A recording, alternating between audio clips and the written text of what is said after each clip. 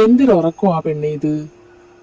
വെളുപ്പാൻ രാവിലെ ഇത് തന്നെ, പകലും ഇത് തന്നെ, രാത്രിയിലും ഇത് തന്നെ. ഫുൾ ടൈം അവൾക്ക് ഉറങ്ങാനുള്ള എന്തെങ്കിലും മത്സരം കൊടുത്തു കഴിഞ്ഞാൽ അവൾ തന്നെ ആയിരിക്കും ജയിക്കുന്നത് എന്ന് അമ്മ പിറുപിറുത്തുകൊണ്ടേയിരുന്നു. അവൾ കണ്ണു തിരുമ്മി എഴുന്നേറ്റ് വരാന്തയിലേക്ക് ചെന്നതും അമ്മ വൈകുന്നേരത്തെ ചായ ഇട്ടത് ഒന്നും കൂടി ചൂടാക്കുന്നു. ചായ സമയത്ത് ഞാൻ ഉറങ്ങുകയായിരുന്നല്ലോ. അങ്ങനെ ചായ എല്ലാം കുടിച്ച് അടുക്കള വശത്തിരുന്നപ്പോഴത്തേക്കും എന്തോ വീഴുന്ന സൗണ്ട് കേൾക്കുന്നു. അമ്മയെ, അയ്യത്ത് എന്തോ വീഴുന്ന ശബ്ദം കേൾക്കുന്നുണ്ടല്ലോ. പഴുത്ത മാങ്ങയാണോ എന്തോ, ഞാനൊന്ന് പോയി നോക്കട്ടെ. അങ്ങനെ അവൾ കുടിച്ചുകൊണ്ടിരുന്ന ചായ അവിടെ വെച്ചിട്ട് തൊടിയിലേക്ക് ഇറങ്ങി. പറഞ്ഞത് സത്യം തന്നെ. നിറയെ പഴുത്ത മാമ്പഴങ്ങൾ അവൾ ഒന്നൊന്നായി പാവാടയിലേക്ക് പറക്കിയിട്ടു. എന്നിട്ട് അതെല്ലാം കൂടെ കൊണ്ടുവന്ന് ഒരു ചരുവത്തിലേക്കിട്ട് നന്നായിട്ട് കഴുകി. അമ്മ പറഞ്ഞു, നീ ആ ചായ എടുത്ത് കുടിക്കുക, അതിനുശേഷം മാങ്ങയൊക്കെ ചെത്താം. അങ്ങനെ അവൾ ചായ മൊത്തം പെട്ടെന്ന് തന്നെ കുടിച്ചതിന് ശേഷം മാങ്ങ കഴുകി ചെത്തിപ്പുളി എല്ലാവർക്കും കൊടുത്തു. നല്ല മധുരമുള്ള മാമ്പഴം. ഞാൻ നേരത്തെ നോക്കണ്ടേയായിരുന്നു. ഒരുപാട് മാമ്പഴങ്ങൾ അവിടെ അടന്നു വീണ് ചീഞ്ഞ് കിടക്കുന്നു. ശബ്ദം കേൾക്കുമ്പോഴൊക്കെ പോയി നോക്കണം. നമ്മളിതൊന്നും ശ്രദ്ധിക്കാറില്ലാത്തതുകൊണ്ടാണ്.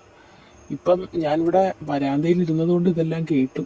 അല്ലായിരുന്നെന്നുണ്ടെങ്കിൽ ഇതും ചീഞ്ഞു പോയേനെ, അവൾ അമ്മയോട് പറഞ്ഞു. അങ്ങനെ അവർ മാമ്പഴമെല്ലാം കഴിച്ചു. അതിനുശേഷം അവൾ കുളിക്കാൻ പോയി. കുളിച്ചിട്ട് വന്നതും നിതിൻ്റെ മെസ്സേജ് കിടക്കുന്നു. എന്ത് ചെയ്യുന്നു?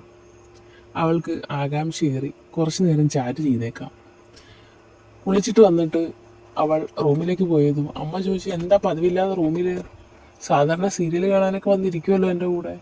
ഇന്ന് കുറച്ച് പഠിക്കാനുണ്ടമ്മേ എന്ന് പറഞ്ഞിട്ട് അവൾ റൂമിലേക്ക് പോയി. കുറച്ചു നേരം നിതിനോടൊപ്പം ചാറ്റ് ചെയ്തു.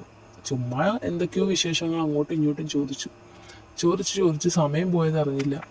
സമയം ഒരുപാടായി. അമ്മയുടെ അലർച്ച കേട്ടിട്ടാണ് അവൾ റൂമിൽ നിന്ന് ഇറങ്ങിയത്. ഇത്രയും നേരത്തെ പഠിത്തമോ? അച്ഛൻ വന്നിട്ട് എത്ര നേരമായെന്നറിയോ? നിന്നെ കുറേ നേരം കൊണ്ടേ തിരക്കുന്നു. ഞാൻ നിനക്ക് പഠിക്കാനുണ്ടെന്ന് പറഞ്ഞ് എന്നിട്ടും വരുന്നില്ല. അങ്ങനെ അവൾ റൂമിൽ നിന്ന് ഹാളിലേക്ക് ഇറങ്ങിയതോ അച്ഛൻ അവൾക്കുള്ള പാപ്പപ്പൊതി നീട്ടി. ഇതും വെച്ചിട്ട് എത്ര നേരമായി നോക്കിയിരിക്കുന്നു? നിനക്ക് കഴിക്കാനല്ലേ കൊണ്ടുവന്നത്? അച്ഛൻ പറഞ്ഞു. അങ്ങനെ അച്ഛൻ കൊണ്ടുവന്ന പരിപ്പുവട അവൾ കുറച്ച് കഴിച്ചു. അതിനുശേഷം അമ്മയ്ക്കും അച്ഛനും തന്നെ വീതിച്ചു കൊടുത്തു. അപ്പോഴൊക്കെ അവളുടെ മനസ്സിൽ ബാക്കി ചാറ്റ് എപ്പോൾ ചെയ്യുമെന്നുള്ളതായിരുന്നു. സമയം കിട്ടുമ്പോൾ ചെയ്യാം. ഇപ്പം ചെന്ന് റൂമിലേക്ക് നിന്ന് ഫോൺ എടുത്തു കഴിഞ്ഞാൽ അമ്മയുടെ വായിൽ നിന്ന് ബാക്കി ചീത്ത കൂടി കേൾക്കും, അവൾ മനസ്സിൽ വിചാരിച്ചു. അങ്ങനെ കുറച്ചു നേരം അമ്മയോടും അച്ഛനോടും ഒപ്പം ചിലവഴിച്ചു. രാത്രിയിലത്തെ അത്താഴമൊക്കെ കഴിച്ച് കുറച്ചു നേരം സംസാരിച്ചിരുന്നതിന് ശേഷം അവൾ റൂമിലേക്ക് പോയി കിടക്കാനായിട്ട്. അങ്ങനെ കിടക്കാനായിട്ട് ചെന്ന ഫോൺ എടുത്തതും കുറേ മെസ്സേജ് കിടക്കുന്നു. ഇതൊക്കെ ഓപ്പൺ ചെയ്ത് കഴിഞ്ഞാൽ പിന്നെ ഇതുമായിട്ടിരിക്കും. ഇനിയിപ്പം നാളെ ആവട്ടെ.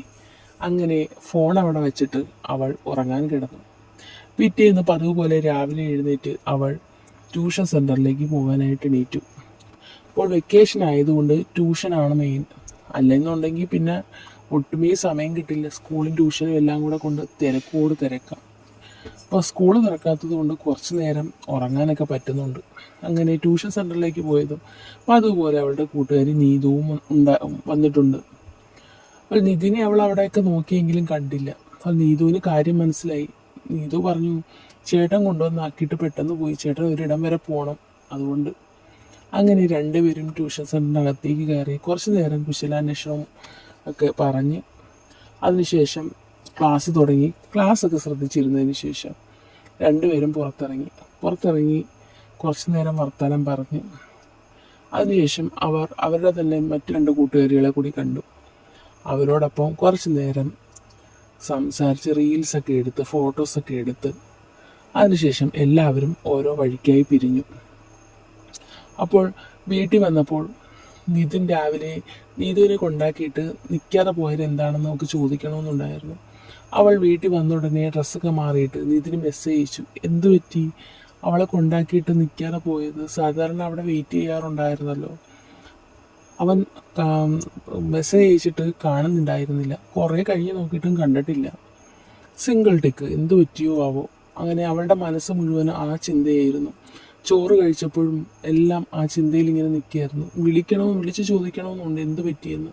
നെറ്റില്ലേ, എന്തോ സിംഗിൾ ടിക്ക് എന്തു പറ്റി എന്നിങ്ങനെ ചോദിക്കണമെന്നുണ്ട്. പക്ഷേ എന്തോ ചോദിച്ചാൽ അവനെന്ത് വിചാരിക്കും എന്നുള്ളൊരു തോന്നലിൽ ചോദിക്കാനും വയ്യ, ചോദിക്കാതിരിക്കാനും വയ്യാത്തൊരവസ്ഥയിലായി.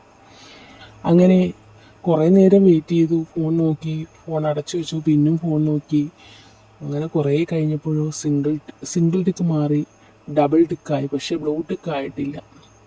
അപ്പോൾ അവൾ വിചാരിച്ചു എന്ത് പറ്റി എൻ്റെ മെസ്സേജ് നോക്കാത്ത, ഡബിൾ ടിക്ക് വന്നിട്ടും. അതായിരുന്നു പിന്നീട് അവളുടെ ചിന്ത. അതും നോക്കി കുറേ നേരം ഇങ്ങനെ ആലോചിച്ചിരുന്നു, എന്ത് പറ്റിയതാവും എന്നൊക്കെ ആലോചിച്ചിരുന്നു. കുറേ കഴിഞ്ഞപ്പോൾ ബ്ലൂ ടിക്ക് വീണു. അവൾക്ക് എന്തെന്നില്ലാത്ത സന്തോഷമായി. അപ്പോൾ അവൻ അതിനോട് കൊടുത്ത ഉത്തരം, അവൾ രാവിലെ എന്താ നിൽക്കാഞ്ഞി എന്ന് ചോദിച്ചതിനുള്ള ഉത്തരം കണ്ടതും അവളുടെ മനസ്സിൽ കോരിത്തരിപ്പ് ഉണ്ടാക്കുന്ന രീതിയിലായിരുന്നു അവൻ്റെ മറുപടി.